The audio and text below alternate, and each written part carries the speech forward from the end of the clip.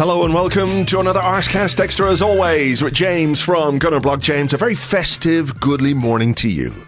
Goodly morning to you too. It's only right, Andrew. A goodly morning for Christmas. Absolutely. Give the people what they want at this time of the year. Do you need a gift? Do you need aftershave? Do you need something, that you don't really care for? No. What you want is an Arsenal win away from home. 5 goals. Again, away from home. 3 points. Perfect. Oh, perfect. Lovely. Gift wrapped. Lovely. I thoroughly enjoyed it.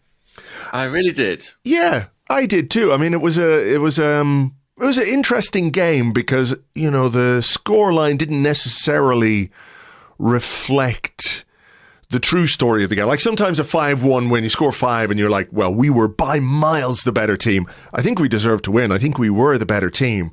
But there were moments, there were bits that could have maybe sent the game onto a slightly different trajectory, which I guess is what might make this one a little more interesting to analyse than, just scoring 5 and the opposition being completely crap, which, they weren't.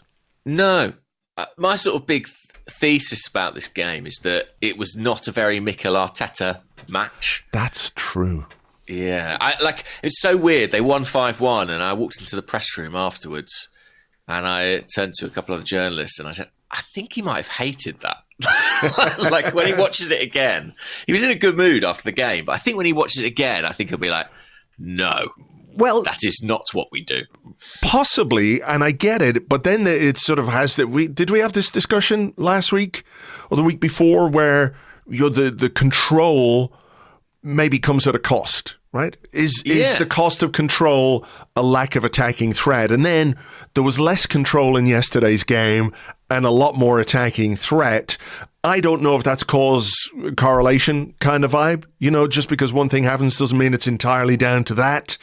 I mean, he picked the team that was probably likely to be a little less controlled than some other teams he could have picked. That's true. Injuries might have forced his hand, at Declan Rice and everything else. But he did pick Kai Havertz in midfield, which I think Havertz played quite well, actually. But you don't have that same security blanket in front of the security blanket that is your 2 central defenders in the back 4. So if there was a lack of control and if he hated it, it's his own goddamn fault. That's what I'm saying. Yeah, and I'm being slightly facetious. Clearly he didn't hate it. When he ran out 5-1 winners, that's great. But I would love to know if Declan Rice had been fully fit, would he have picked Kai Havertz in midfield, or would he have, and kept, let's say, Rice or Partey at 6, or would he have gone Rice and Partey in midfield? I mean, it was interesting, wasn't it, on the hour mark or so? He spoke about this after the game as well, sort of feeling the need to get Declan Rice on to sort of, solidify the midfield. Lo and behold, Declan Rice goes on and gets a goal and assist, which is not what he was necessarily brought on to do. But yeah, I found it really fascinating because I think that is sort of an ongoing theme for Arteta and for this team, is like the balance, right? How do you sort of micromanage that calibration between attacking threat and defensive security? And I do think that the dial was different in this game, and I think it made it a very entertaining game, and it made it a game in which it was quite end-to-end and there were chances at both ends. Unfortunately, Arsenal were much more clinical on the day. But I wonder if I genuinely don't know. Will he look at that and go, aha, there's a possibility of sort of creating more in kind of attacking situations by doing this? Or will he look at it and think, ooh, I don't like the kind of defensive vulnerability that crept in at times. I'm genuinely very curious to see where we go from here, if this is an outlier or maybe the start of a trend. I am curious about that as well, because look, the game against Everton, the game against Fulham, I thought he was interesting when he spoke about the Fulham game and Fulham playing as deep as they did, and it was conflated with the Everton game a bit. And I think what he said about Fulham was they did not want to play that way. Everton absolutely came to play that way, but Fulham didn't necessarily want to play that way. It was just that Arsenal were very dominant in possession without having that cutting edge, to score the goals that we needed to win the game that day. But Everton, clearly, this was their game plan, play in the low block, make it really difficult to break them down, and they did that, and we had our own issues on that day as well. But people have often asked us, what is the solution for Arsenal when we're facing a team that plays with a low block? And maybe the solution is let the opposition play a bit, let them have a bit of the ball, let go of a bit of that control, that stranglehold on territory and possession. Therefore, the opposition can come out. They can maybe cause you problems. You've got to back yourself to deal with those problems, which, we didn't do in yesterday's game. But is that the solution to, if Everton are determined to come and play and sit deep, I don't think there's much you can do. You can't just sort of wave them up. Come on, here you go. Have the ball. Run through the midfield there a bit. That's not the way it's going to work. But I think, a team like Palace, who've been in reasonable form of late, a team like Fulham, when they're playing at home, that's not going to be their game plan particularly. So it might be, tempting them out a little bit by sort of modifying your system a bit here and there. I don't know if it's deliberate or if it's just a consequence of the team selection that he felt he had to pick yesterday. Yeah, I mean, I suppose that's what David Raya is doing every time he puts his foot on the ball. He's trying to invite that pressure. He's trying to create that sense of, I've taken a risk here as a keeper, and you could reclaim possession. And what you can't make a side like Everton do, which is what Palace were doing, was pressing quite high. They obviously worked on that and looked to try and hurt us there. It kind of worked for them at times. They turned the ball over. It created some threat on our goal. It was a match in which Raya had to make quite a few saves. But it meant that when we did play out, when our heads were on, when we weren't making mistakes or being a bit sloppy in possession, we found ourselves able to get our wingers one-on-one and with much more space to exploit.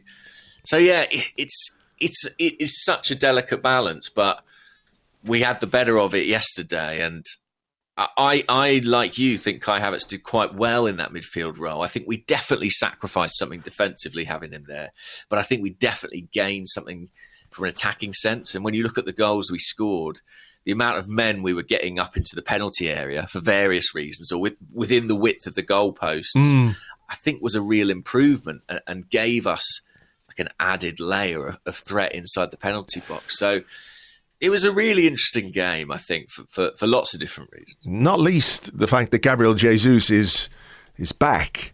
Do you remember last week before, we were talking about it, and you were saying that guy's done. He's finished. Don't remember that, Andrew. He'll never score again. He said, if he ever scores again, I'll get a tattoo on my nipples. That's, I think, what you said. Let me tell you, Andrew, it's very painful. All five. Very painful indeed. All 5 tattoos on all 5 of your nipples. I'm giving away trade secrets here. I'm sorry. Yeah. I mean, remarkable. It is mad, isn't it? That football, you think you know things, and you can never really say never in football. But when a guy goes through a period like he's gone through, it's hard not to fear the worst about what they can contribute to your team and what they can do. And then yesterday, is that not the perfect example of what confidence can do to a player? When it's there, you can see how absent it is. Or that's crazy. When it's not there, you can see how absent it is. But when it is there, it's very, very obvious as well, as I think was the case in Jesus' both of the goals that he scored early on. You could see that he was a guy who was absolutely filled up with confidence after what happened in midweek. Yeah, I genuinely do find it fascinating because, we're talking about a game where every stat, every aspect, it has been kind of crunched into data. But I think confidence and its effect on performance is still relatively poorly understood. And in football, probably in all sports, to be honest, but certainly in football, and particularly for strikers, it's just enormous, the difference it can make. I mean, Gabriel Jesus yesterday was doing things that literally a fortnight ago he did not appear capable of. And we're all watching, admittedly on the outside, thinking, we don't know if he's going to get back to that place. And he was excellent.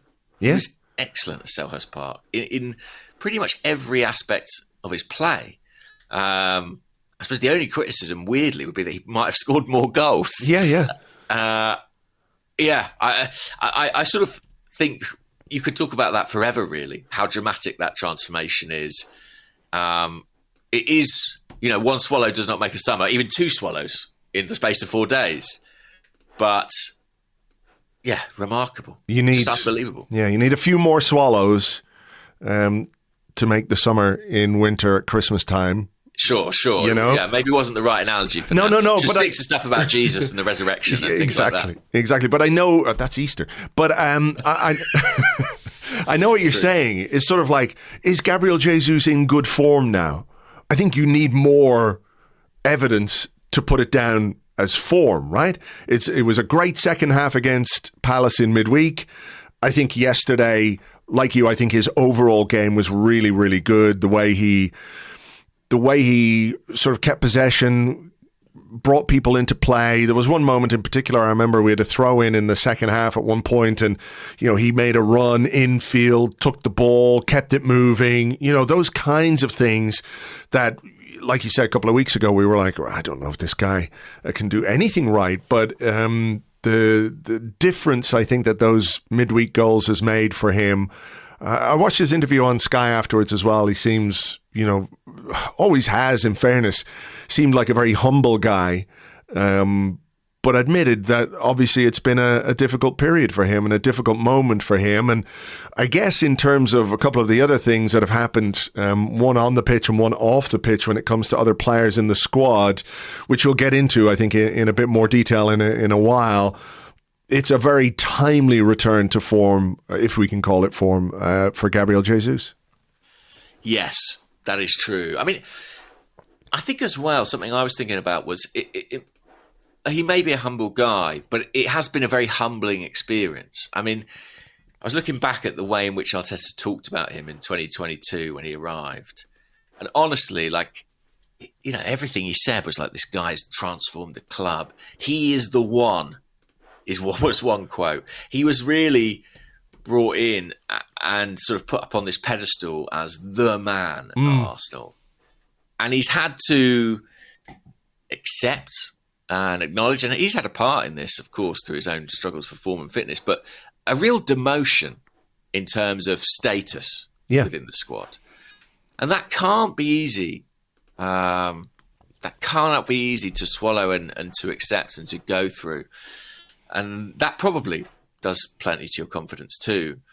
But yeah, I really thought it was an excellent performance. And I spoke about this being a more chaotic game. I think there is a positive chaos that he can bring to the Arsenal attack with his movement, his combination play, the spaces he takes up that are maybe less like a traditional centre forward than a Kai Havertz, and maybe a little bit more unexpected and difficult for an opposition to deal with. So yeah, a really good and vital timing, like you say, especially with Bukayo Saka picking up that first half injury. Yeah. What that does to the Arsenal attack, and I'm sure we'll talk about that more, but having a player like Jesus available and firing again, let's hope this run of form can continue. So look, it started really well. A goal after, I think it was 6 minutes, was it? Cross from Saka, came to Jesus at the back post. Lovely bit of NFL-style blocking from Big Gabby, and a very tidy finish at the near post. Very tidy. Brilliant finish, tucked it away nicely. We'd had a set piece, hadn't we? And it sort of turned into open play. But crucially, Partey and Gabriel kept their place in the box. And, I think that's great. I mean, as a centre half, it's the last thing you want. Gabriel turning up in your penalty area.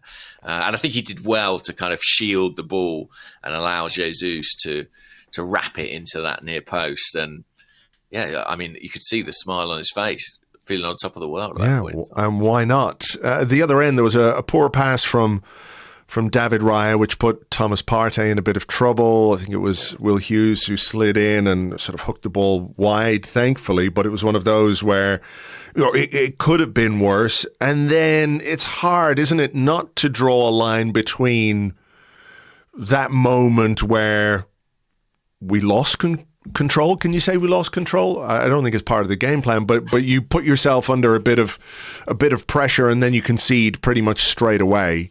Yeah. And it's hard not. I know the two things aren't necessarily completely connected, but like if we keep possession in that moment and work the ball up the pitch, Palace don't come back the other way and score a goal, which I think when you look at it, I think Saliba needs to do a little bit better. Yeah. Maybe Partey needs to do a little bit better. There was a lot of room in midfield. This is what we were talking about at the start, that for me anyway, there was an openness to us in central midfield which isn't normal. And I think it was also coupled with, let's say, an uncharacteristically shaky, not game, but some moments from our centre halves who are normally a lot more, they're a lot more powerful. I think they found Mateta hard to deal with at times, and I think there were a couple of mistakes here and there as well. So it wasn't a goal which reflected well on us in that moment, you know? No. And I suppose the Raya mistake, or the little dispossession, on the edge of the box, was encouragement to Palace, wasn't it? And they grew over the next couple of minutes and got their goal. I did feel almost like Partey and Saliba defended in the manner of people who were sort of saying, he's not going to score from there. Yeah, maybe so. Yeah, and he did. I was really struck by, particularly in the first half, how out of sorts William Saliba looked. You see, I thought Gabriel had a better game of the two, but occasionally you will see slightly ragged moments from him, and we're kind of accustomed to that. Saliba, he's like a swan, isn't he? The way he sort of glides around the pitch. And I think Mateta unsettled him. That's my best hypothesis, that sort of he's not used, maybe he bounced off him early on and it sort of rattled him slightly, but we're not used to seeing a rattled William Saliba or a Saliba who doesn't dominate in those duels. So it was quite weird watching that unfold, and that was an aspect of the performance that I think Arteta, it can't really be put down necessarily to the tactical system or anything like that. It was just kind of an off night. But yeah, it was very, very unusual, and Palace did profit. I think, that first goal is one of those moments where when they watch it back, they'll think we could have done more. They definitely could have done more. But again, there was a quick response from Arsenal. I think it was Gabriel Martinelli who won the corner over on the left-hand side. In the absence of Declan Rice, he's the guy who took the corner.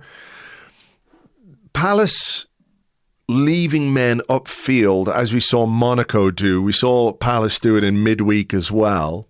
Yeah. I think is really fascinating in the context of this goal because they've left men up. We obviously have to leave men back to deal with them. But what it also does is make the penalty box less congested. Mm-hmm. I think the touch and the pass back from Partey is really good.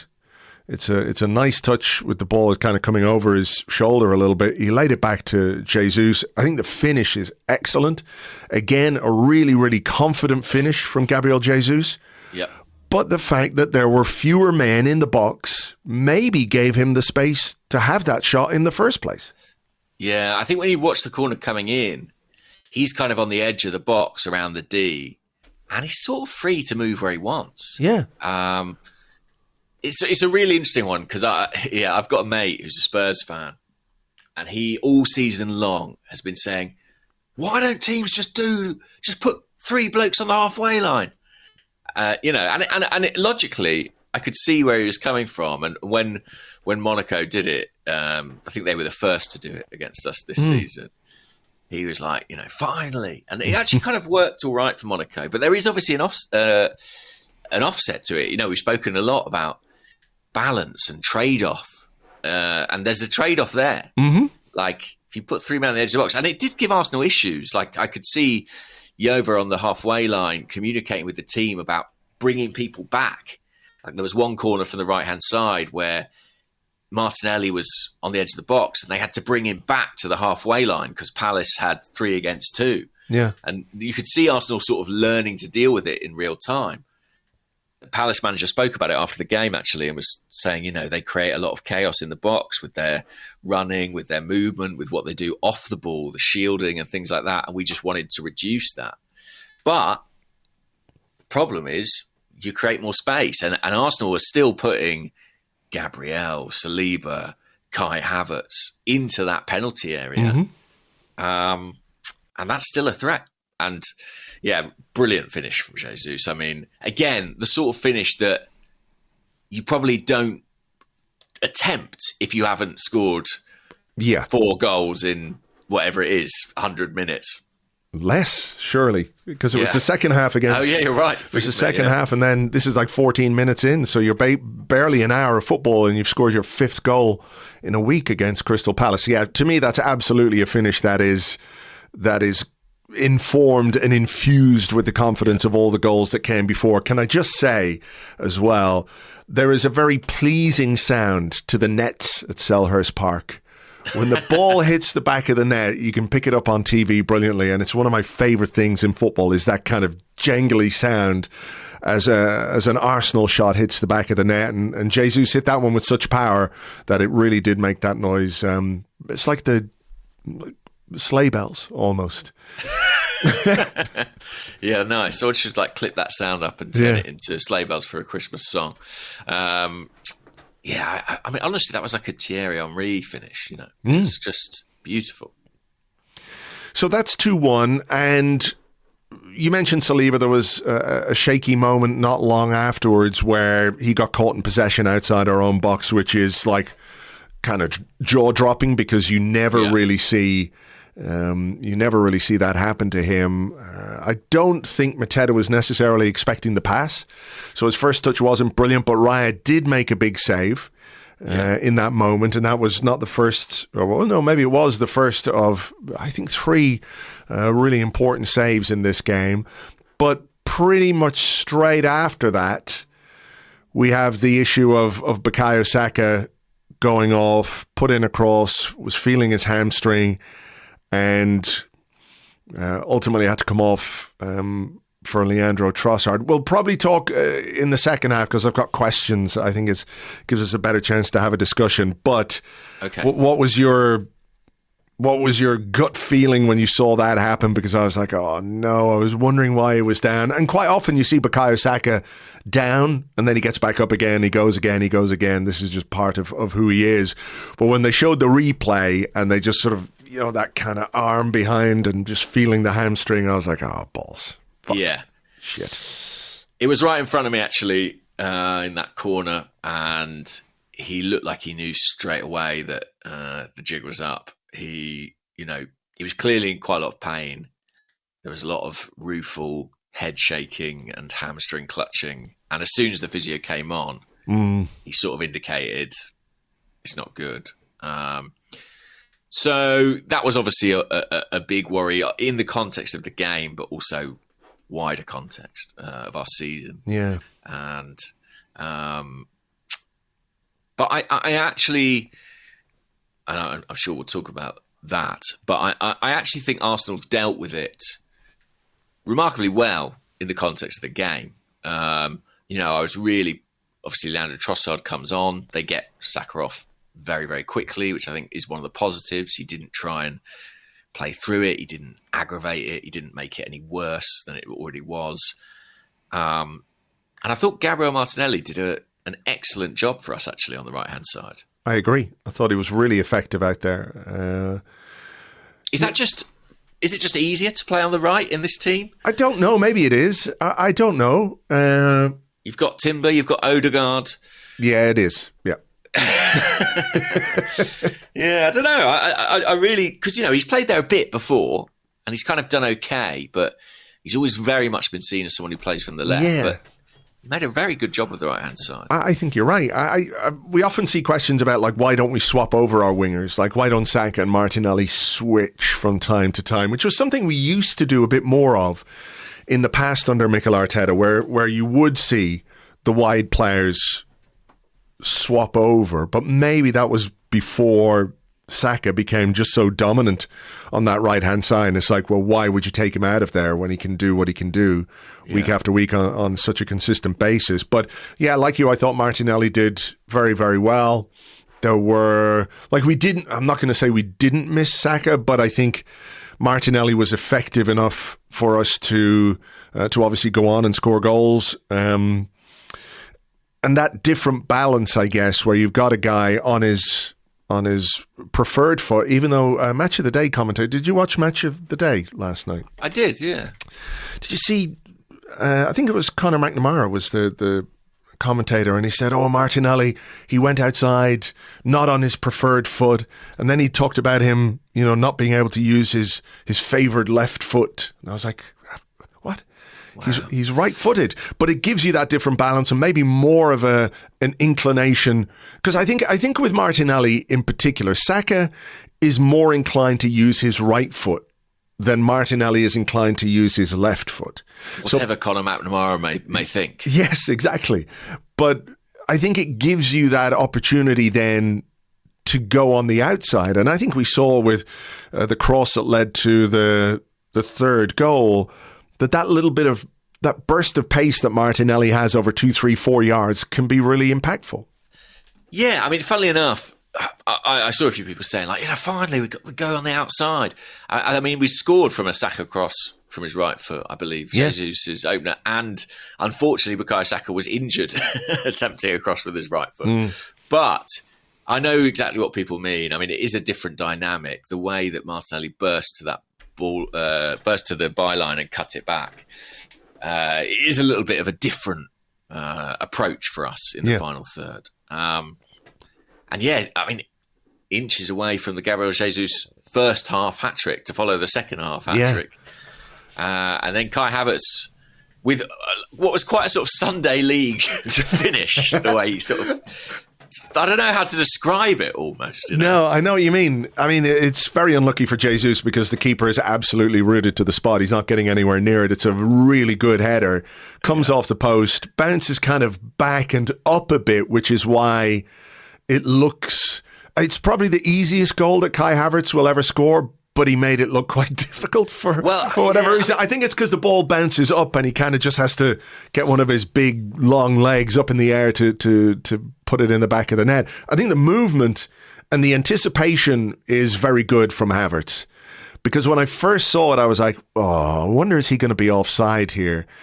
But, he judges the moment to make the move perfectly when Jesus takes the header. Not only is the goalkeeper rooted to the spot, the Palace defenders are rooted to the spot as well. And Havertz is smart with his movement. And, the finish was easy, but, I think he made it easy for himself with the cleverness of his movement. Yeah, I mean, there was a Palace analyst, I think, up in the media gantry. And fair to say, it was hands-on head stuff at the defending. but Havertz anticipates... In fairness to him with the finish, I think he's just reacting. It happens so fast, you know what I mean? Yeah. It's like he barely even knows what he's doing. It's like the ball's there, the ball coming back at him, do something, it ends up in the net. And I think that's partly why there's a slightly sheepish celebration. But another baby celebration. Another baby, I know, right? Something in the water at London Colney. That's a great example, by the way, of sort of, I think, what having both Havertz and Jesus on the pitch did give us at times. Is Declan Rice in that position? Is Mikel Merino quite in that position? I'm not so sure. No, maybe Merino. He does get right in the box. Yeah. Maybe, but I know, I see what you mean. And it's a bit of a throwback, big man, small man, not quite a front two, but that dynamic can often work really well. Yeah, and we used it earlier this season. Yeah. Trusted it worked well for a period of time. So look, the scoreline is 3-1, but I think it's fair to say that Palace were still in this game. And, towards the end of the first half and at the start of the second half, they had moments where, the game could have taken a different tack. there was a header from Lerma. Do you remember he sort of arrived right down the goalie's throat, was it? Yeah, but I think he really should be doing better there. Like, I'd be disappointed if an Arsenal player had that kind of a header and headed just kind of tamely at the goalkeeper. But the second half, there was a chance. I think it was Mateta headed it, and then Sarr sort of dived and headed it towards the bottom corner, which I think is a really, really good save. From Raya. He anticipates that very well. It's a close range header and got down very well. And then there was a shot. Again, this was sort of playing into our openness in the centre, where Mateta was just able to run into a position where he could have a crack from 25 yards. Raya made a save. Again, the ball bounced up. It came to Sarr. Not for the first time this season, we've seen a good double save from David Raya. Yeah, they were really important saves. And you know, he had that slightly shaky moment early on, but he really grew into the game after that and was very, very important. Probably more important than anybody at Arsenal would like. I did catch Mikel Arteta on the TV cameras kind of at the end of the game, putting his arm around Iñaki Kanya and sort of giving it the old puff of the cheeks, like a whew, you know. And Raya earned that yesterday with some really good saves, particularly that header that was diverted on by Sarr. I just think that changes direction really late, and he makes it look surprisingly comfortable. Yeah. So those were moments where I think maybe Palace can have some regrets, and I'm not saying we got away with it, because obviously the quality of the goalkeeper played a big part in that. But it wasn't long afterwards when Mikel Arteta did decide, right, I've got to maybe exert a bit more control. And he brought Declan Rice on for Kai Havertz and Ricardo Calafiori back from injury on for Miles Lewis-Skelly, who I know probably isn't the major talking point of this game by any means, but I thought put in another very, very impressive performance for an 18-year-old.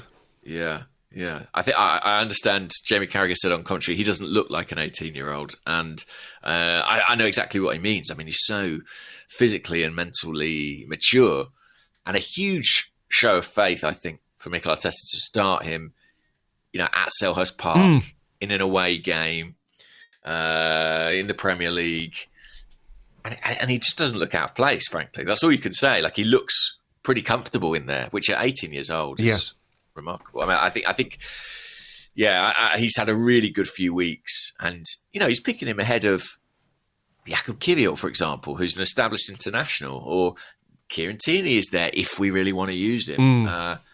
Clearly, the manager thinks very highly of him. But it was interesting when Calafiori came on. I think as good as Lewis-Skelly was, I think he added something still. You know, maybe just his sort of defensive experience just brought a bit more security. Yeah, I think there's probably something when you are a bit more established. Like, Calafiori's still quite young, but there is something when you're a bit more established that you feel like I'd say for Lewis-Skelly, there are moments where he feels like, okay, I could take a little bit of a risk here, but I'm in the fledgling stages of my career. I need to do the right thing, the simple thing, and I'm not criticizing him for that. Whereas Calafiori, you know, has got those extra seasons under his belt, and he can drive forward and he can do those kinds of things that I'm sure will come for Lewis-Skelly in time. And I think you're right about Calafiori. He just gave us a bit more presence on that left-hand side. Rice too, and it wasn't long, I think, before there was a goal. Really good ball from Gabriel. Sharp movement from Trossard, by the way. I think he plays the offside line really well. It's a very good ball forward from Gabriel to Trossard. Trossard into Jesus, who really should have scored and got himself a hat-trick. Keeper made a save. Came out to Rice. Rice with a shot, and Martinelli deflected it in from close range. 4-1, that was going to be that. Jesus probably... we'll look back at that one. I don't know if he can have too many complaints about the week that he's had, but I guess he might just be like, oh, fuck, that was it. Double hat trick. It was strange. It was almost like, okay, I need to just not really do anything with this one. You know, it was almost like he was like, just keep calm and make contact. But if he'd put it in the corner, or even really either side of the goalie, he's got his hat trick. It was, I suppose it's a sign that Gabriel Jesus is maybe returning to the Gabriel Jesus we all know and love, right? He's always had that in his locker. but Gabriel Martinelli profits from it. And listen, given what happened with Bukayo Saka, maybe it's better to have shared those goals around a bit. Maybe so, that's just as important for this Arsenal attack right now. Yeah, maybe so. I think it's good reward for Martinelli for a good performance on the right-hand side after he moved over. What else? There was a tackle on Calafiori, which I thought was a bit... could potentially have been a red card. Yeah. But we know that violent conduct and things like that aren't high on the list of PGMOL priorities, so that was a yellow card there. And then a late goal for Declan Rice. Calafiori with the ball into the box. Nice finish from Declan Rice as well. And, lovely finish. Yeah. And then after that, it was just like, this might sound cruel, but I sort of enjoyed the way we just played keep ball towards the end. Yeah. Mostly at the expense of Eddie Nketiah, who was trying to chase down the centre halves, and they just wait for him and then boink, pass it off. That was always going to be that.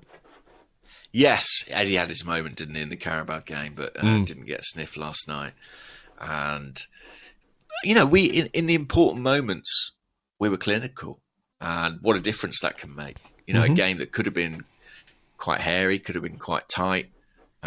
We run out comfortable winners. And very healthy for our goal difference as well, which does make a difference slightly to the complexion of the league table. Yeah, it's not always been an easy place to go, Selhurst Park. I know we have a good record against them, generally speaking, but it has been a difficult place to go. I remember, was it the first game of last season or the season before, where I think we had a 2-0 win, and it was a late goal that sort of sealed the game for us, but it was a tough one. It has been a tough place to go. And look, it's, I think, the 6th time we've scored 5 goals away from home in 2024. So that's, that tells you something as well. But record, Arteta said it was I think he said afterwards, we needed that win, especially after the 2 draws. But in general, looking at the 10 games, no defeats in the last 7. We've won 5, gotten 2 draws. We deserve to win all of them, so it's good. Now, where you stand on how much we deserve to win against Fulham and Everton might be different. Everybody will have their own opinion on that. But I think what is fair to say is that in that period, and certainly with those 2 games, there's no question the opposition deserved to win those games. No, that's fair, I think. He said it a few times now. If you look back, we deserved to win all those games. And I don't fully agree with that, because actually the aim of the game is to put the ball in the net. Yeah. It's all very well dominating the other metrics, but, I do think sometimes we think of finishing as just a product of everything else you do, when it's arguably the most important part of the game. Yeah. Do you think it was more about keeping his players up rather than trying to send a message to fans or make excuses? To me, it's sort of come across as, look, we've got to keep these guys believing that what we're doing are the right things, even if in those 2 games we didn't make the chances. I agree with you. We didn't really deserve to win. Either game. I don't think you could say, Cast, are we absolutely 100%? Did we dominate aspects of the game? Yes. Did we do enough to score the goals? No. No, I think you're right. I think, ultimately what he's saying there is, I believe fundamentally the processes we're following are good, and I need to keep those players on board, right? I need to keep them kind of wedded to the ideas. But I do think this game, maybe at the end of the season, we'll look back on this game as kind of an anomaly, and we'll say, the way it was kind of end to end and there were more chances in the match. I heard someone at half time yesterday describing it as almost like Ange ball. I wouldn't go that far, but I do think, maybe we'll come to sort of see it as an outlier, but maybe there's like the start of new elements in this team that could be harnessed in a really productive way. I don't know. I really, really am intrigued to see where we go from here. I think sometimes, not even sometimes, I think quite often there's a recency to a lot of analysis, right? So For sure. Arsenal can't score goals from open play. Arsenal can't score goals. Arsenal score 5 goals. Yeah. So they can actually do it. And actually, if you look back over the course of, last season and this calendar year, if you want to do that, we've scored a lot of goals. I think it's a record number of goals. Is it? I believe so. Yeah, there's a record number. There was a stat doing the rounds last night, So there's always that room for improvement. But I think you can become a bit too absolute in some aspects of the analysis, which then lead everyone to believe there's a massive, massive problem, and it's actually not quite the way it's being made out. Yeah, I mean, we do it as well. We of analyse course. every game on an individual basis, where it's like, you do need to take a step back and look at maybe a run of games to draw deeper conclusions. I would say it does sometimes feel like there are kind of 2 types of Arsenal game. There's the type where we struggle and we toil and we, look like we're never going to score. And then there's the type where we score 5 or 6. Yeah. I do think it must come down to early goals most of the time. I've not obviously, run the numbers on this, but it feels like an early goal is what opens up these matches and changes the dynamic. And when we don't have that, the game state just makes for a very different sort of match. Yeah. And, that latter group of games, or the games in which we toil and struggle, tend to be relatively infrequent. But we're so familiar with them, I think every time we see one, we're like, oh, fuck. Not this again. And also, you only need 3 and it could cost you a title. Yeah, that's true. That's true. the absurdity of it. Yeah. There's the stat. It was from the Match of the Day account. A new club record for Arsenal. 88 Premier League goals in 2024.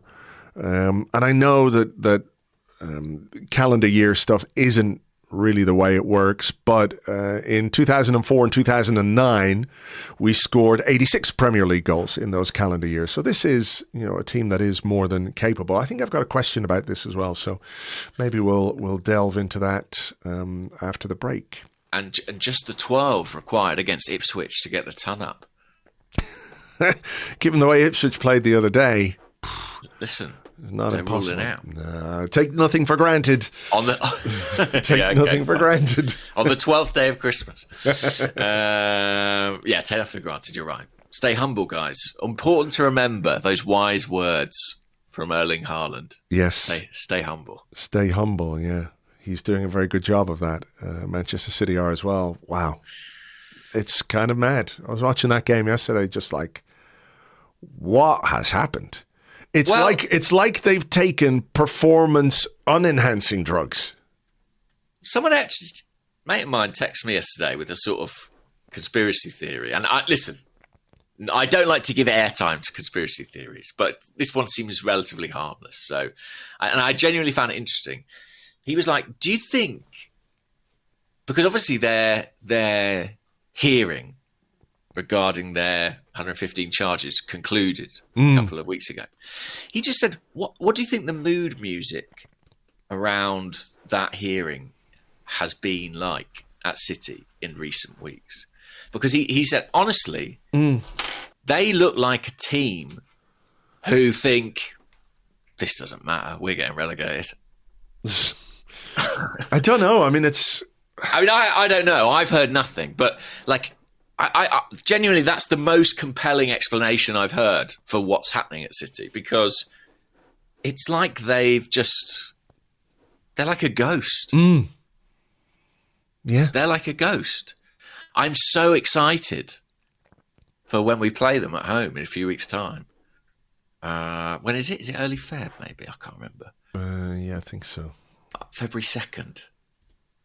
I mean, God, I would love nothing more than to batter them. Yeah. If they look like this, I mean, they're sleepwalking. It just feels, I don't know. Look, things can change pretty quickly. Maybe Man City are the Gabriel Jesus of the Premier League. That is true, right? That is a reminder of how quickly these things can turn around. But I can't wait till we hammer them 3-0 and Pep Guardiola takes a cheese grater to his face on the sidelines. 3-0. Oh, gosh. All right. Well, look, let's take a little break here. We've got your questions and more in part 2 coming up right after this.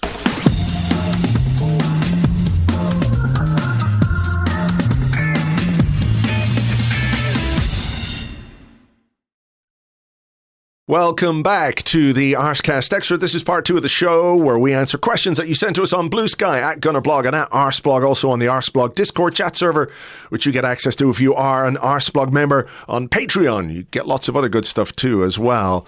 But that is a way to send in your questions for the show if you'd like to do that. Before we get into them, we had a little competition on last week's Arsecast Extra, a chance to win a mug from Playbook Products, and I asked you a question about a particular goal. The answer was the Reece Nelson goal, and the random number generator has picked Zach Richard, Matthew Bell, and Mohammed H.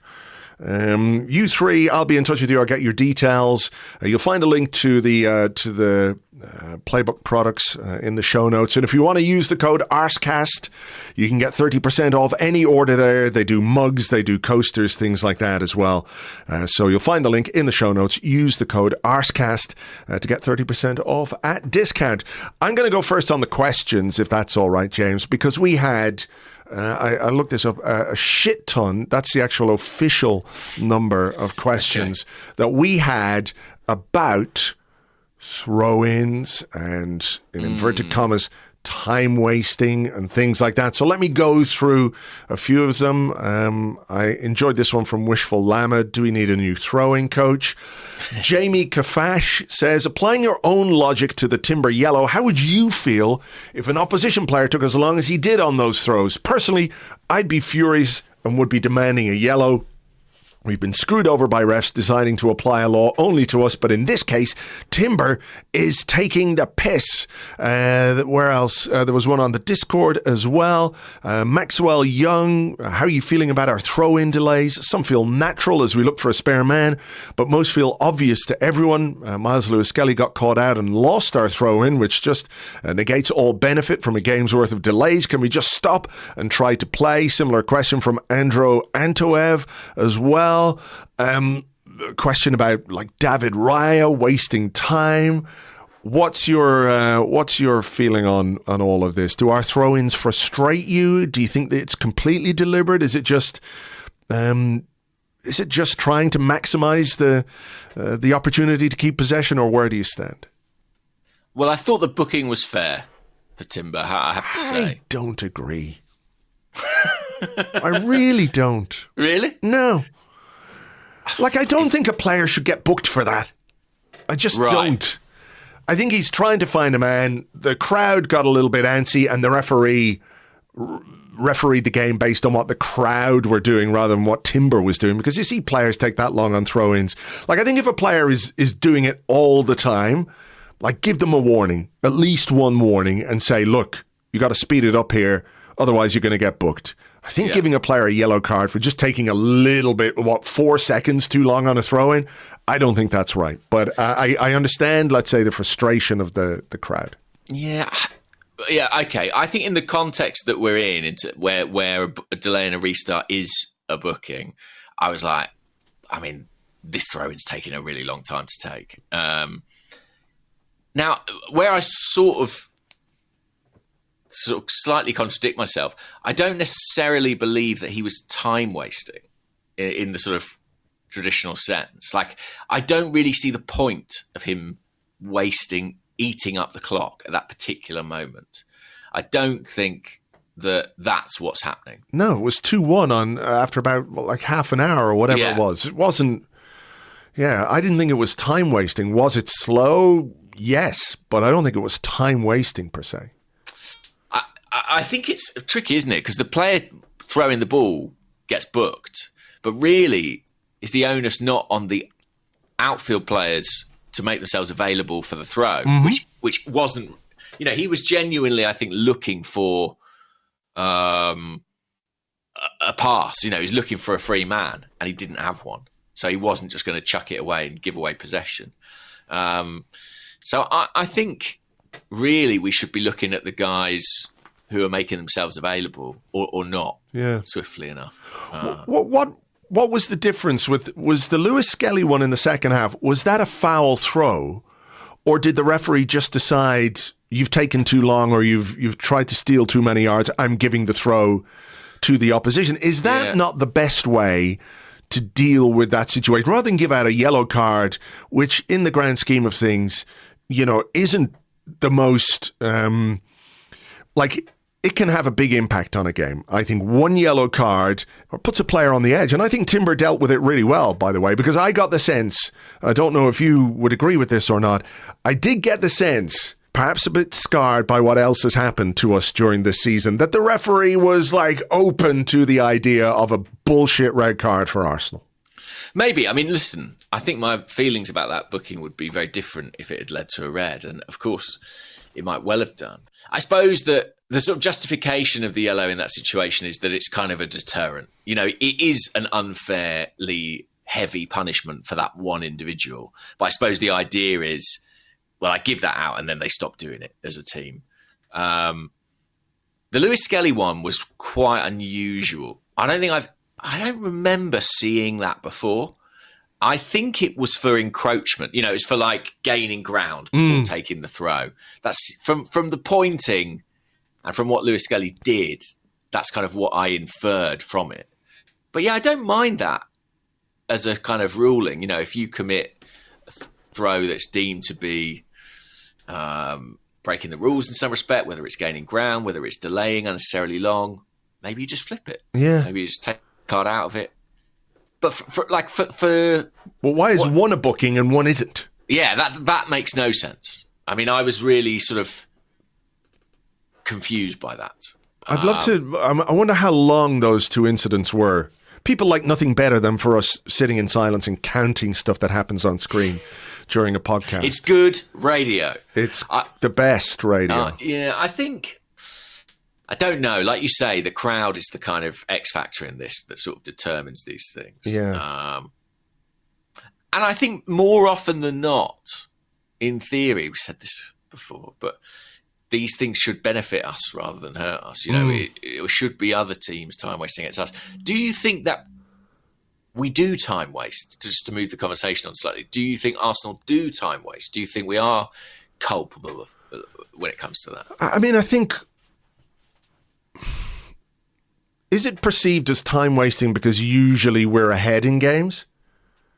Not always, but usually. Yeah. Therefore, it is perceived as time wasting. Whereas I think, people have talked about this with regards Ben White as well. I think they're not time wasting. They're looking for... You don't just want to throw the ball to the fucking opposition. You want to try at least and get it to feet and take a return pass or keep possession in that way, which is why I referenced that Gabriel Jesus moment in the second half. I think it was second half where he went infield and helped us keep possession really well. I don't think there is an edict. You take as long as possible over a throw when you're 2-1 up in the 28th minute or whatever it is. I can't believe that's what they're being told. I'm just looking back at the Lewis Skelly one. I think he had the ball in his hands for about 20 seconds, but I can't be 100% sure because the TV camera was on David Raya. I mean, that feels like quite a long time, 20 seconds. Is it? I don't know. I mean, I think the average throw in, I have to, we'd need Opta. What I would say is... We need Opta.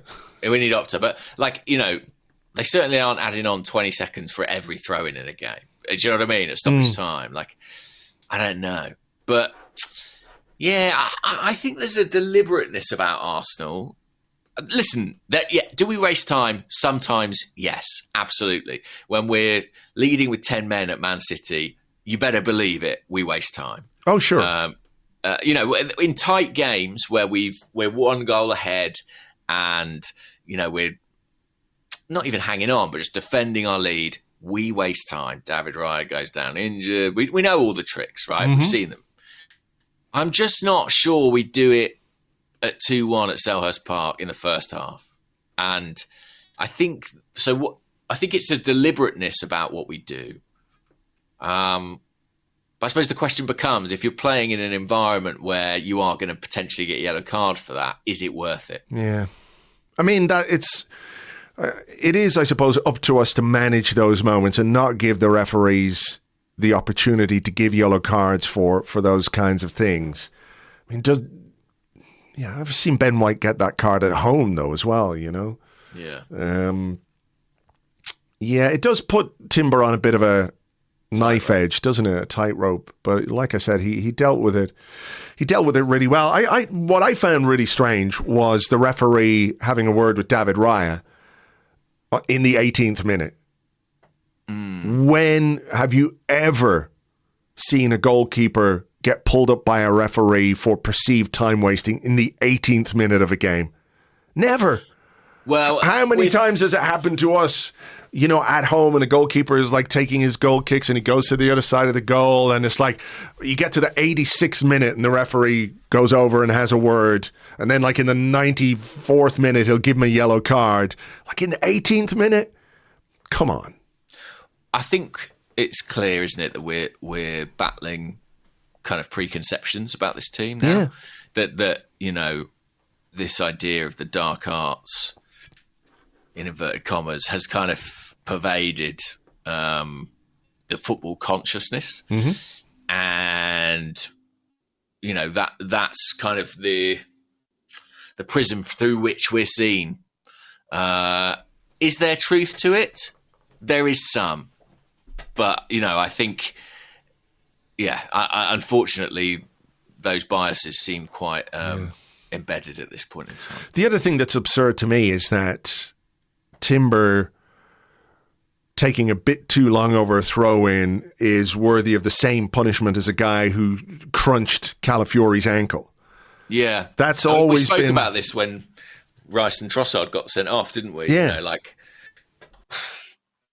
Is there a better way of managing it? I think, you know, about free kicks at that time, we said maybe just move them 10 yards further. Similarly, I think switch the throw in, give it to the opposition is a really neat solution that isn't going to lead to you having less players on the pitch, which surely is not what anyone wants. No. But yeah, it's an interesting one. My suspicion is it'll keep happening. Like, I don't think if they're being this slow and deliberate with things, they must have a reason and a logic that underpins it. Unfortunately, this idea of Arsenal as a time-wasting team probably isn't going to shift anytime soon, certainly not this season. So we might just have to navigate this a little bit.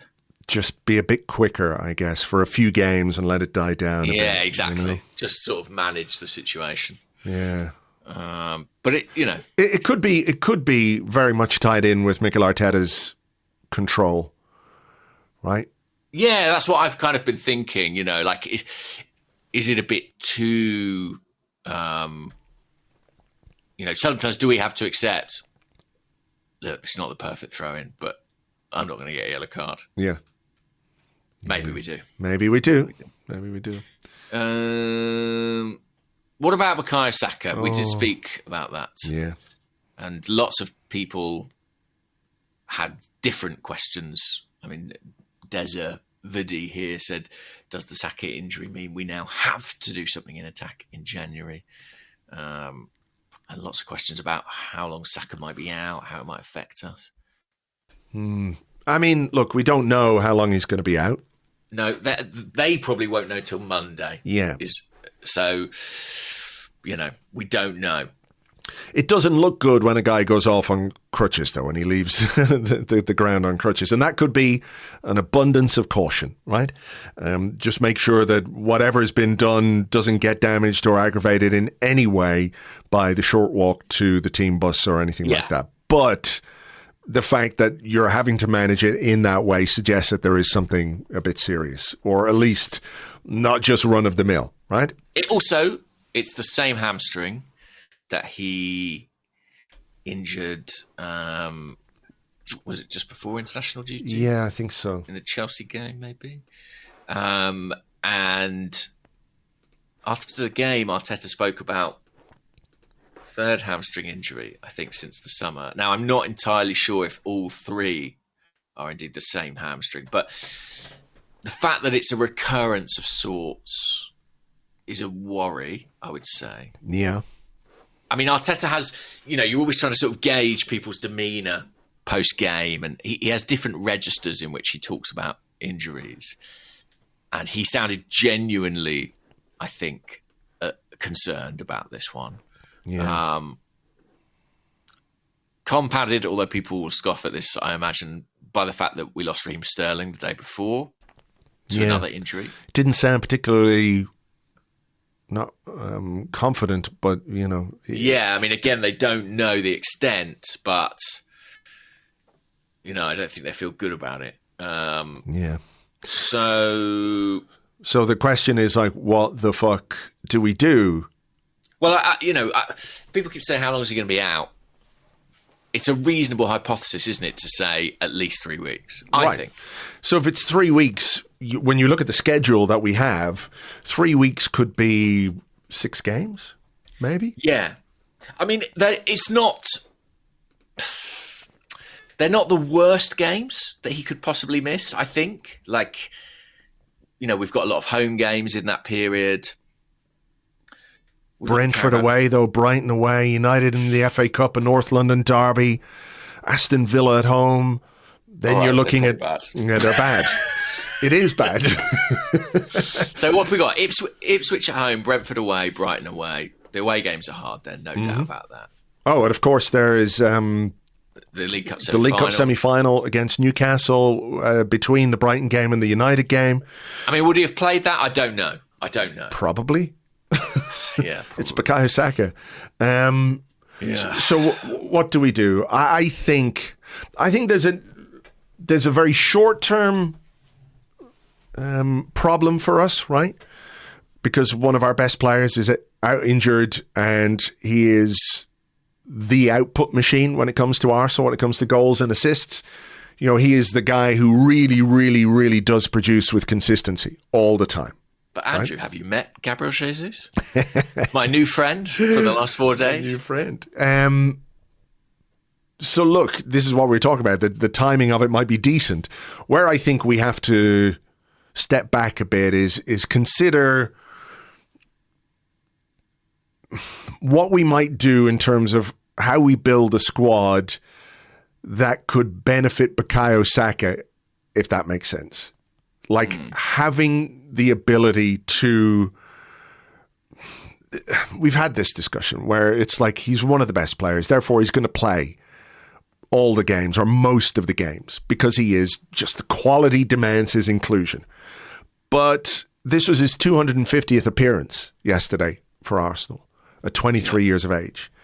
And that's a lot of football for a guy of his age to have played. And I think there'll be people this morning going, well, if it is a bad hamstring, it might be 2 weeks, it might be 3 weeks. But if it's a slightly worse one, if it is a bad one that's maybe 4, 5, 6 weeks, there'll be people who will say, you should have seen this coming because you put such a burden on him. The question about what we were going to do in January was a big one anyway, wasn't it? Because 2 games ago, we couldn't score goals and it was the end of the world. And everyone was looking at January as the solution to that. But I think if Saka is going to be out for a little while, and if Sterling is out for a little while, we're looking at Jesus, Martinelli, Trossard and Havertz to play all of those minutes. Like it's a game we've 9 games in 28 days in January, which is an incredible amount of football. It's going to place a huge physical burden on these players. Even with Saka fit and even with Sterling fit, that is a lot to ask of those players. We've got some issues elsewhere as well. Obviously, there's the right back situation where, we're not blessed with a lot of depth with Ben White being out. So there are areas we're going to have to manage. If those injuries to Saka and Sterling are more than routine, I think it increases the need for something in January, even if it's not necessarily the thing we most want to do. And I guess it's worth pointing out as well that we have 2 players on loan, so we can't loan another player in January. Oh, yeah. Who have we got? Sterling and Neto. So it's complicating, isn't it, really, to think about it? Yeah. I think so. The information that I've sort of gathered on January has been that Arsenal intend to be kind of reactive in the window, that it's not necessarily a time where you can make the big strategic signings that you've been planning on for 2 years or whatever it might be. You can't buy a Declan Rice or something in January, but you can respond to the needs of the squad if necessary. Arsenal, I think quite rightly, consider themselves to be in a title race.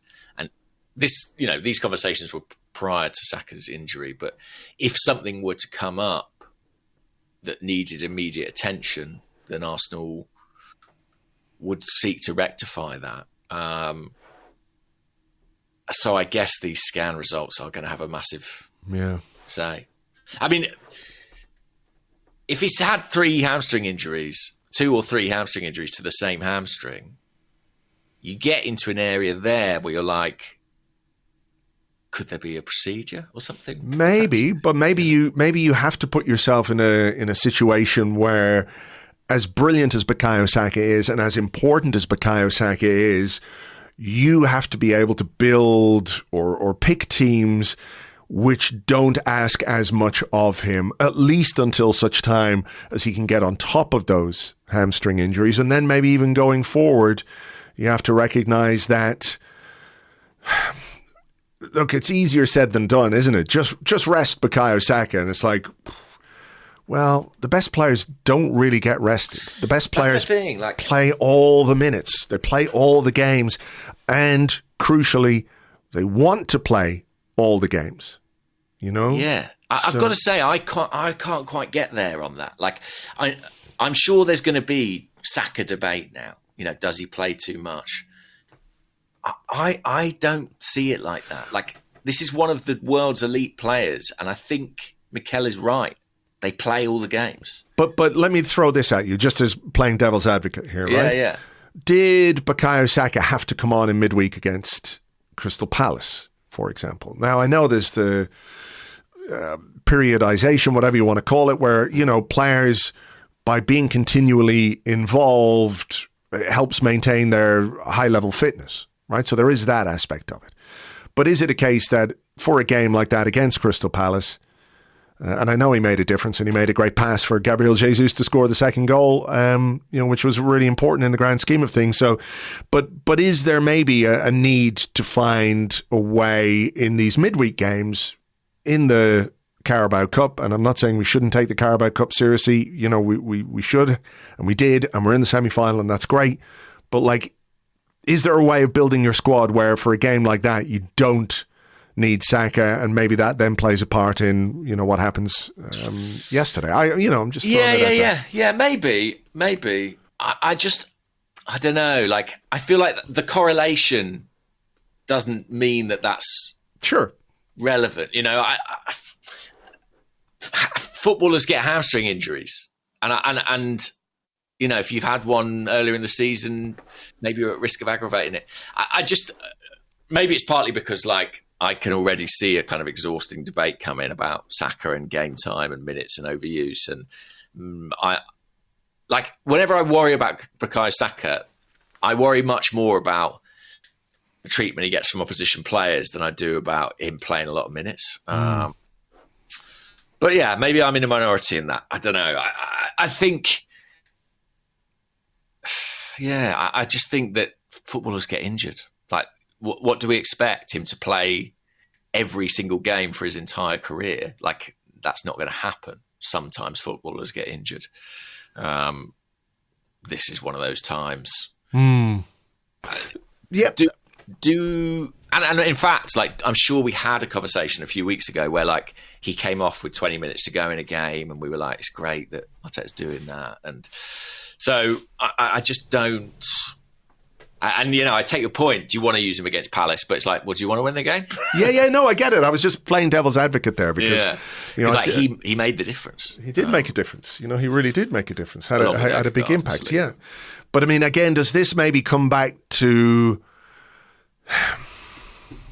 I know it's easier said than done, but if you have a better option on your bench than someone like Raheem Sterling, then maybe it'll. I don't know. Look, it's one of those. Let's look at Mo Salah. Let's look how many minutes Mo Salah's playing. I don't know, but I would guess most of them. Like, yeah, maybe there are games where Liverpool leave him on the bench and don't use him. Like maybe in the cups they do that. Genuinely, I have no idea. But what I would say is that these elite players, I don't think there's a version of this where it's so different that you're not getting a hamstring injury. That's my opinion. Like, I don't think that 20 minutes is the reason Saka's got a hamstring injury. But I'm not a physio. That's true. I no clue what I'm talking about. So Salah has played the second most minutes for Liverpool this season with 1,883. That's a lot of minutes, I would say. It is. I just how does that stack up against Saka? Well, Saka's had a couple of injuries, so I would be surprised. He's still 1,828. Oh, he's right up there. So he's right up there, Yeah, I mean, his injuries mainly made him miss international games, which was great. But broadening it out, then where do you stand on January? Like, are Arsenal going to have to sort of be on red alert now? I mean, the schedule is crazy. The schedule is gonna test us to our limits, I think. Not just the quality of the opposition in some of the games that we got to play, but the frequency of the games and the inability, let's say, to rotate your forward line in any significant way beyond maybe one change per game when you have 9 games in 28 is a lot. Then there is the whole question of like, right, even if you bring somebody in very early, how quickly do they adapt? How quickly can you get them up to speed? All of that kind of stuff plays a part, but I mean, it's actually quite difficult because I find myself in a position where I sort of feel like I slightly need to manage people's expectations, like purely based on my journalistic work, sort of figuring out what is likely in this window. Like, if I were you listening, I would not be getting my hopes up. And that's not me saying I don't think it would be good if the club did something. But right now, December 22nd, I am not anticipating like a major first team arrival. Now, obviously, those scan results could change that. Thank you, by the way, for ruining Christmas for everyone. Yeah, I know. Well done, mate. But people will. I don't want people to mistake that for my opinion. Like, I'm a football fan. I would love a shiny new signing. Don't get me wrong. Even professionally, give me something to talk about. Yeah. But I'm not optimistic. But also, I'm always wrong, aren't I? So who cares? But I just think that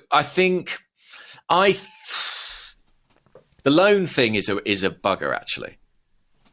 Like, that is awkward because it means you're buying someone and you can't buy someone for a 6-week period. You know what I mean? No, I agree. I know what you mean. You can't do that. So if you're buying them, it's got to be because they're good and it adds something. I mean, the first recourse is coaching, right? The first recourse is like, what can you do with the players you've got? And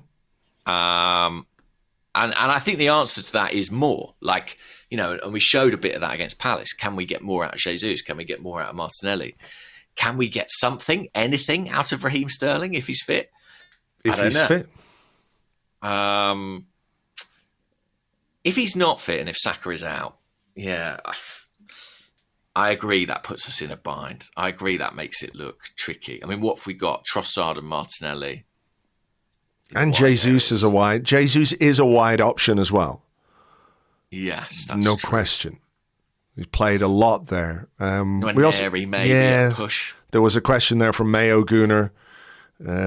Is Nwaneri a possibility to step up onto that right-hand side? He's quite close in profile to Saka, so could he be a solution? I suppose if you are looking at how you might at least put together the options, I think he's got to be a consideration, at some point during this run of games.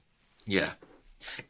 Yeah, I think so. He came on at sort of 9 yesterday, as Arteta had intimated he sees him maybe ending up one day. But he has come on the right, hasn't he, once or twice. That's an option. But I think, Arsenal have shown that they can react to situations. So maybe everything I've sort of heard up to this point is moot. And if the injury situation demands it, they will try to do something. I'd be curious to see what that is. I mean, I think everybody knows they need a proper alternative to Saka. Like, even me saying, well, he's just going to play all the games. I still know we need a backup who isn't probably Raheem Sterling. I'm curious to see how that unfolds. Hopefully, in a weird way, hopefully it doesn't matter. Hopefully the scan's fine. Hopefully he's back in a fortnight. Hopefully. But I'd be surprised. I would too. I wouldn't put any money on it, but I do hope that is the case, because that's obviously the ideal solution. I think that discussion, though, about, the burden on Saka, I think is still a valid one to an extent. But anyway, it is. I'm more worried about I'm more worried about the burden of goals and assists on him, to be honest with you. That's what concerns me. How reliant on him we are. How much he produces for us, and are enough other players capable of emulating that. Sure. But I guess that's why people are so worried about this, because we have been and we are. So, we'll wait and see. But not ideal, obviously, to lose him and to lose Sterling in a training session as well. We'll see what kind of an update Mikel Arteta can provide on Monday. I think there's a press conference on Monday. Yes, there is. Monday lunchtime. Yeah, so whether they have any information about that at that point, and how much of that information Mikel Arteta is willing to share, we'll have to wait and see. That may be more. But I don't think he's going to bring in the projector and the scans, but we'll see. We'll see. What about this? We talked about him just a little bit in the first half, but IMM on the Discord said, despite the good wins this week, something is worrying me. As good as the header was from Eddie Nketiah on Wednesday, as good as the finish was tonight, Saliba was poor for both and could have been much more proactive / aggressive. This seems unlike him. Are these just individual moments, or more indicative of a wider lack of intensity seen in the team at times this season? Yeah, he's had a little wobble. And like I said, it's very unusual. We haven't seen that from him many times. There was a period when he came back. Was it when he came back from the World Cup? Where he wasn't quite himself. I have to say, I'm not going to lose any sleep over it. These things happen. I think 9 times out of 10, that Nketiah goal, the ball hits Eddie's head and flies off to the corner flag, and we never think about it again. Exactly, yeah. That was an extraordinary finish. A brilliant, brilliant header that I think made some sort of fairly average defending look a bit worse. But he was shaky at Selhurst Park, and I don't know why. I think he was for 25 minutes, and then I think he wasn't. But right. It's those moments that you don't associate with him. They stand out. They stick in the mind, If we're talking about minutes, no outfield players played more minutes for Arsenal this season than William Saliba, 2,055 minutes. Wow. So he's out in front there. Only David Raya has played more minutes.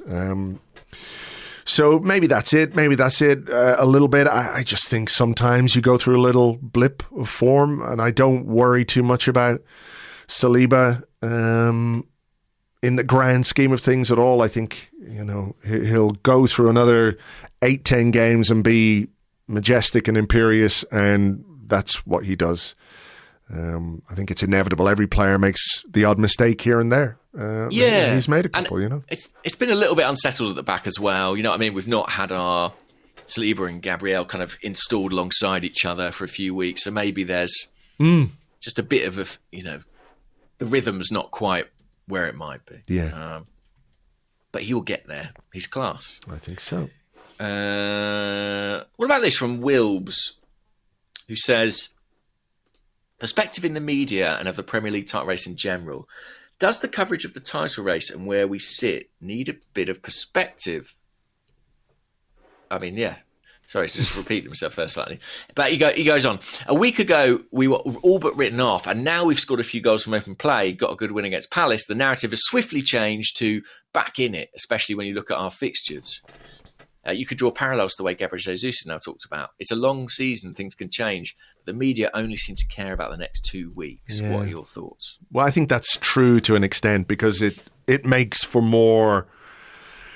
I don't necessarily use the word sensationalist, but it's the sort of analysis that generates more reaction, right? Yeah, and they're selling games as well. Yeah. Like, they need to sell Liverpool's match today against Spurs as a high-stakes affair. Yeah. Which it is, don't get me wrong. But, like, it's in their interests to vacillate to extremes, I think. Sure, it's like... There's a long way to go. A lot can happen in a season. Isn't as engaging, let's say, to some people anyway, than something like, well, that's it for Arsenal now. Yeah. They're done. This is Liverpool's title. There's no way on earth that Liverpool can possibly lose it from here. Look at the way they've been playing in the opening, 14, 15, 16 games. And then you realize, well, there's another 21 games to go. A lot can fucking happen in that time. Which is why, I think maybe it's been conditioned a little bit by the sort of near perfect or slightly or verging on flawless form that Manchester City have produced so often. That's an interesting point. Where unless you are super, super consistent, games like the ones that we've had already this season can be the difference between not winning the title and not, right? So you drop points against Everton, you drop points against Fulham, and everyone will say, well, that's where it happened. You can't let those opportunities pass you by. I think what's interesting about this year is I think there is a more competitive title race, right? Yeah. There's Liverpool, there's Arsenal, there's Chelsea. City are still thereabouts and will have a part to play in this title race. So when it is more congested, I think there's more room for error and there's more room for teams to drop points.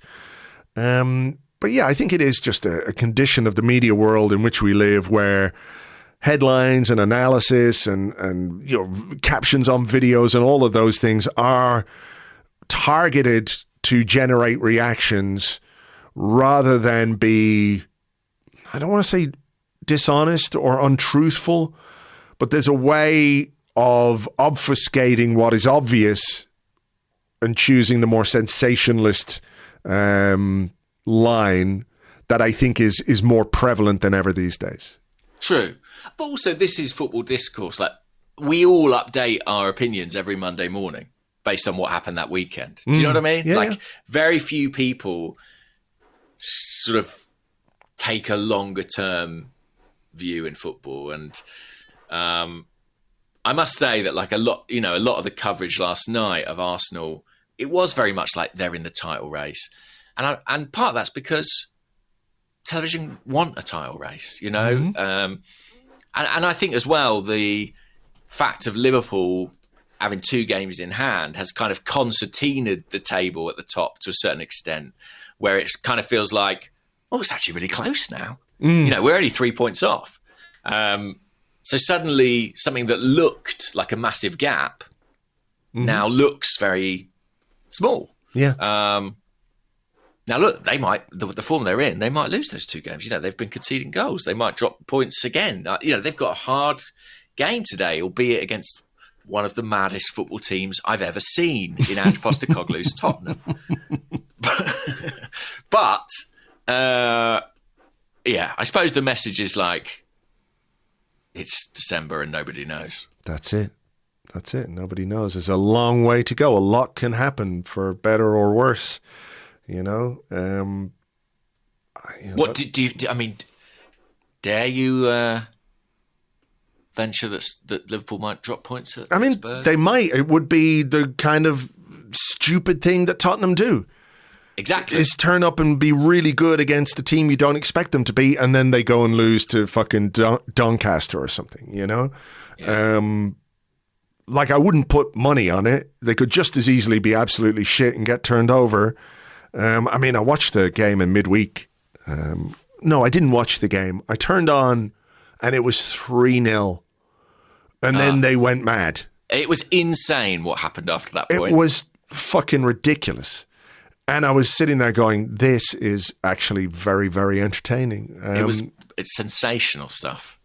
You know, what the reaction might have been had they blown that three goal lead against a team like Manchester United, who at this moment in time, I think it's fair to say are a work in progress under Ruben Amorim. Seemingly, yeah. He's just allowed to lose as many matches as he wants, I think, this guy. It's crazy. Well, you know, that is the big job that he has ahead of him. You know, I think he's got a very big job ahead of him. So to sort of nearly blow your own foot off against that team, I'd love to have seen what the reaction would have been like. We very nearly did. We very, very nearly did. Oh, I have to say, for all the talk of Liverpool, and again, I hope I'm wrong, Chelsea are giving me the heebie-jeebies. Like, I feel like nobody's talking about them, and that makes me uncomfortable. You know what I mean? I think they're there. I think they're in the title race. They're absolutely title contenders. I don't care what Maresca has said. Yeah.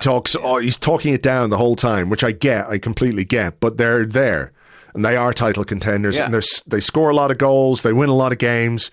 It's disingenuous for anybody at Chelsea to insist that the title is beyond them. I don't think that's the case at all. You know, whether they've got the staying power or, the experience, I don't know. But you can't look at them and think they're not in the title race. That's insane. Yeah, I mean, whether they stay the distance, I don't know. But right now, they absolutely are. It's interesting. It's an interesting old period, and but I mean, I have no idea at this point in time. No, me neither. But you know what I am happy for going into this tiny little break we get before Christmas is the fact that, we won that game yesterday. The league table looks healthier. There's maybe a bit more confidence that we can score goals. I always did think that thing, that analysis after we played Fulham and Everton was a bit overblown. All of a sudden we were just completely inept. And you keep having to caveat this by saying, yes, I would like another forward. I want Arsenal to sign another forward. I think we can improve. And Arteta said that himself. There's still a lot to improve on. I think your question the other day in the press conference was, he replied to that, like what aspects of his work did he think he could get better? And he went, all of them. So there is that there, but it's just sort of giving us a little bit of reassurance. The table looks a bit healthier. We've got a reasonably kind home game against Ipswich on the 27th, after which we've got to batten down the hatches and really get fucking ready for January. But I think, we've not quite turned the corner. But do you remember last year when we had the same kind of an issue in the Fulham game and West Ham game where we couldn't score? Same against Liverpool in the Cup, we couldn't score. It felt like a really long time, but it was only 3 games. And hopefully... And then what happened? We put 5 past Crystal Palace. Yeah, exactly. And then we fucking started scoring like bastards. So I'm hoping that is the case this time around as well, that it's a very brief blip in our goal scoring and we revert to something much more like what we know we're capable of. Again, with the proviso that if there is room to improve this squad, I'm open to it as much as anybody else. Yeah, for sure. Me too. All right. Well, look, shall we leave it there? Let's leave it there. But let's, of course, say a festive farewell to everybody. This is my last podcast appearance before Christmas. Yes. Is that right? Is it? Yes, what are we going to do? Oh, we never even talked about it. I think we said... before Christmas it is. Yeah, before Christmas it is. But no, I think we said that we would do one next Saturday. a Saturday Arsecast. Wow, on the Arsecast. 28th. Okay, cool. Well, then we've got that organised. So yes, it is your last one before Christmas.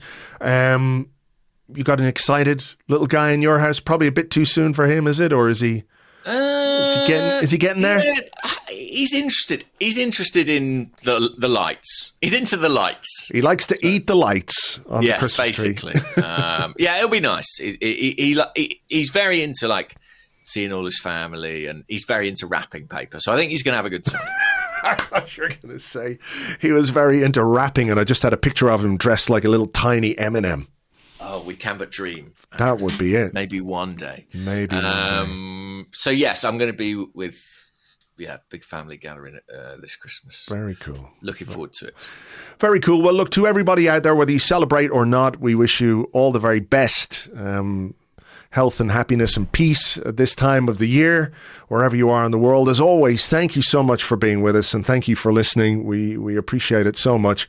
Have a good one. We'll have a preview podcast for you over on Patreon, by the way. This is how committed we are. We'll have a preview podcast for the Ipswich game on Patreon on the 26th, so you can join us for that, patreon.com/Arseblog. For now, let's hope the best Christmas gift we get is an okay hamstring for Bukayo Saka. Isn't that what we all want? That would be fantastic. That would be fab. All right. Take it easy, folks, and we will catch you on the next one. Bye-bye.